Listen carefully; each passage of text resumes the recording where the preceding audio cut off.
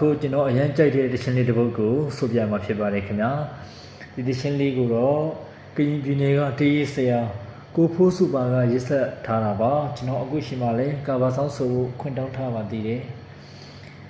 ကျွန်တော်ဒီတခြင်းလေးကိုဆိုပြမယ်နော်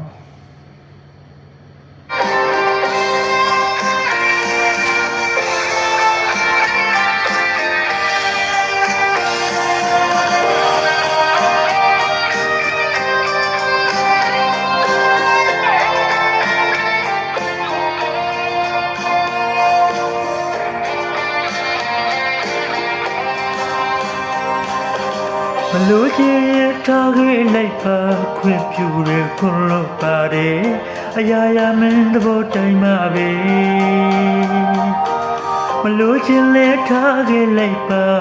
စိတ်မနာပါဘူးချစ်သူရဲ့ဝင်ကပါလို့မယာရီထောင်းတောင်းမကကျွေးချစ်တယ်လို့မုန်းတယ်လို့အရှိဟန်ဆောင်လေးစားခဲ့သူဘယ်ညူကြောင့်လဲ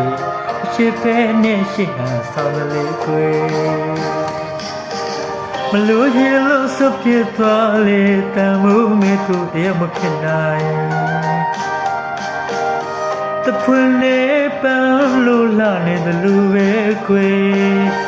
တယောက်ထဲလေးလေးထောက်ပါနေရမယ်ချစ်တော့ချစ်တယ်ဘလို့မလိုက်ဘူးမစွန်စားရဲ့စင်မပြေထားခဲ့လေပါကွယ်ချစ်တဲ့သူရဲ့မပိုင်ရရင်လေခွလို့ချီနေအဝိမအပြုံးလေးနဲ့ချီနေနေမယ်ဒီဘဝမှာတော့မပေါရရင်လေဝှချွေလို့ပဲမယူလိုက်ပါမယ်နင်းတကယ်မှမရှိခဲ့တာထားခဲ့လိုက်အမနာနေရတယ်ဒီရှင်လေးရဲ့နာမည်ကတော့မလူချင်းနဲ့ထားခဲ့လိုက်ပါတဲ့